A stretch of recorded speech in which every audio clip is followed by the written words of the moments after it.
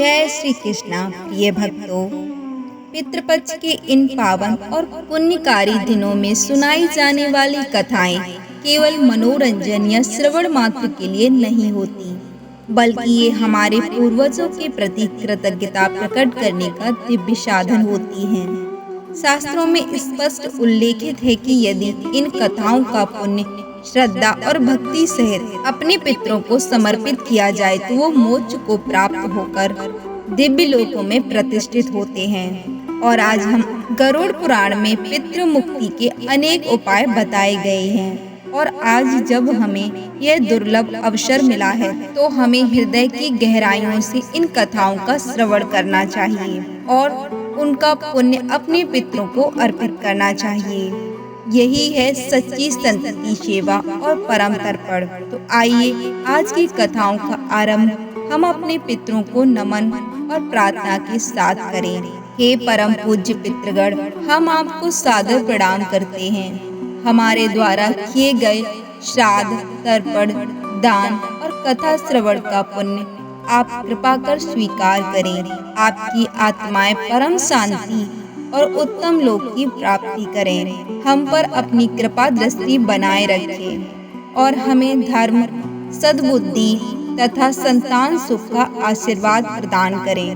फिर प्रिय भक्तों, वर्ष में एक बार आने वाले इन पवित्र 16 दिनों को हमारे पूर्वजों के लिए समर्पित माना गया है। विश्वास है कि इन दिनों पितर धरती पर आते हैं और अपने वंशजों द्वारा किए गए श्राद्ध, तर्पण और पिंडदान को स्नेह पूर्वक स्वीकार करते हैं। पितृपक्ष के महत्व को समझाने वाली सबसे प्रसिद्ध कथा महाभारत के महान दानी कर्ण से जुड़ी है।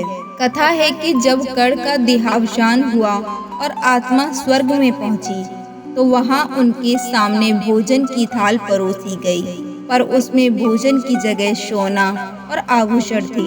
कर्ण आश्चर्यचकित हो गए और इंद्रदेव से पूछा, ये कैसा भोजन है? मैंने तो जीवन भर दान किया है, पर मुझे अन्न क्यों नहीं मिला?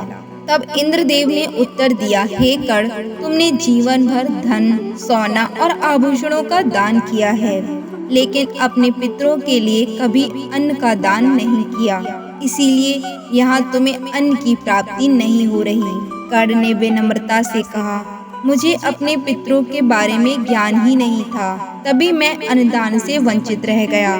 उनकी इस सच्ची भावना से प्रभावित होकर इंद्रदेव ने उन्हें 16 दिनों के लिए पृथ्वी पर लौटने का अवसर दिया। उन्हीं दिनों में कर्ण ने पितरों का श्राद्ध, तर्पण और अन्नदान किया। तभी से यह 16 दिन पितृपक्ष के नाम से जाने जाने लगे।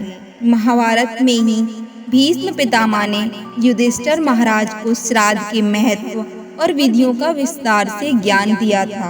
उन्होंने कहा, अश्विन मास के कृष्ण पक्ष में पितरों का स्मरण कर विधि पूर्वक श्राद्ध करने से पितर प्रसन्न होते हैं और संतान को आशीर्वाद देते हैं।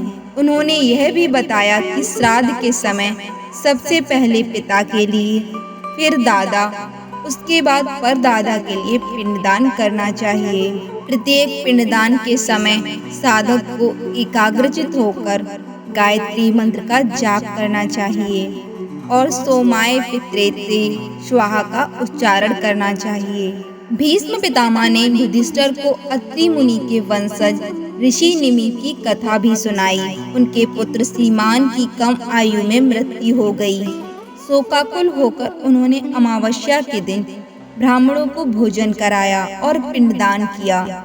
यहीं से श्राद्ध की परंपरा का आरंभ हुआ, जिसे समाज के चारों वर्णों ने अपनाया।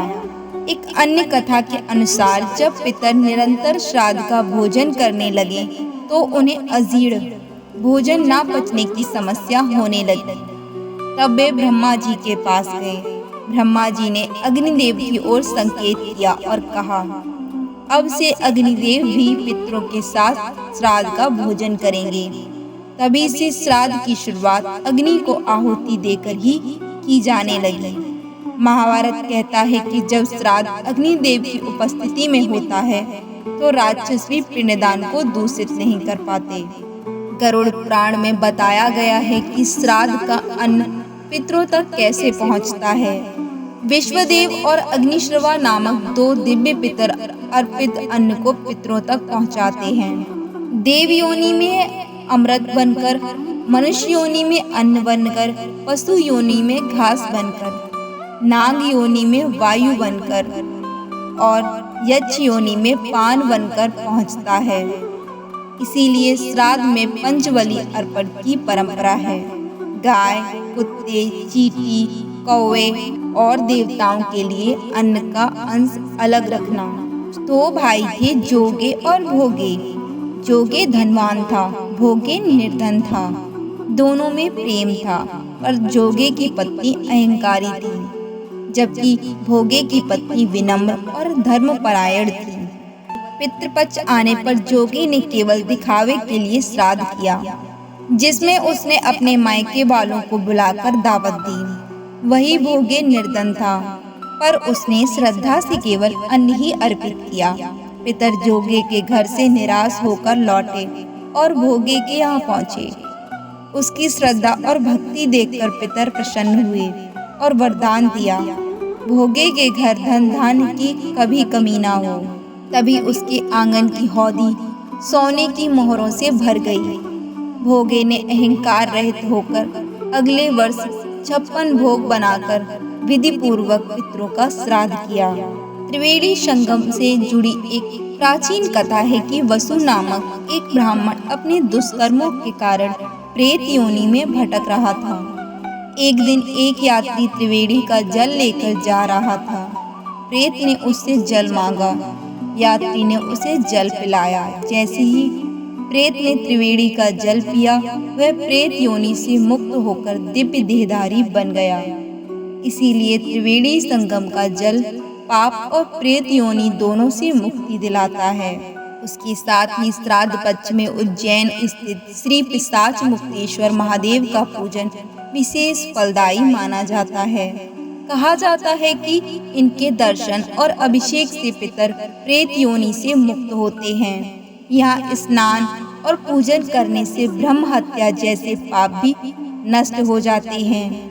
उसके साथ ही पितृ पक्ष से जुड़ी आत्मदेव और धुंधकारी की कथा का भी वर्णन मिलता है। आत्मदेव ब्राह्मण संतानहीन होने से दुखी थे। एक सन्यासी ने उन्हें संतान प्राप्ति का फल दिया। पत्नी धुंधली ने वह फल खा लिया, पर चालाकी से उसे गाय को खिला दिया। गाय से गौकर्ण नामक ज्ञानी पुत्र उत्पन्न हुआ और बहन से धुंधकारी नामक दुष्ट। धुंधकारी दुष्कर्मों में लिप्त होकर अंततः वैश्यों द्वारा मार डाला गया और प्रेत योनि में पड़ा। उसके भाई गौकर्ण ने उसके लिए श्रीमद् भागवत कथा का सप्ताह कराया। कथा सुनने और मनन करने से धुंधकारी प्रेत योनि से मुक्त होकर दिव्य विमान से बैठकर स्वर्ग को चला गया। इस प्रकार पितृपक्ष की कथाएं हमें बताती है कि श्राद्ध केवल एक परंपरा नहीं, बल्कि पितरों की आत्मा को तृप्त करने और उन्हें मोक्ष दिलाने का दिव्य साधन है। अब आइए हम सभी मिलकर श्रद्धा और भक्ति से जय पितृदेव, जय सनातन।